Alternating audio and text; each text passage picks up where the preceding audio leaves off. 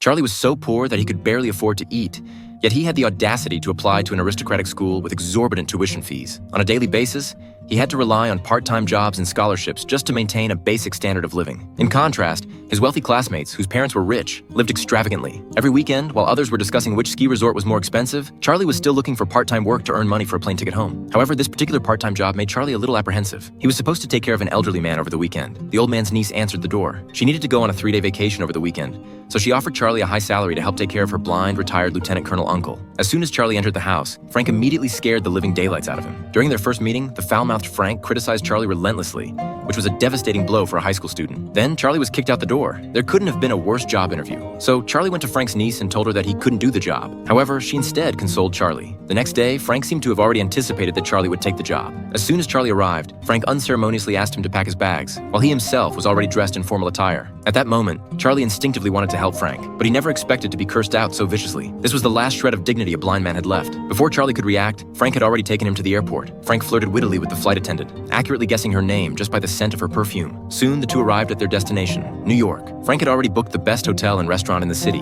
At the restaurant, Charlie was stunned by the prices on the menu. He couldn't understand where this old, blind man got so much money from. Frank told him that this was the disability compensation he had been saving for a long time. This trip was all about staying in the best hotel, drinking the most expensive fine wine, then going to see his brother, spending a passionate night with a stunning woman, and finally lying on the soft, luxurious hotel. Unfortunately, I can only share this part of the story with you due to copyright restrictions. If you're interested, you can check out the original movie called Scent of a Woman.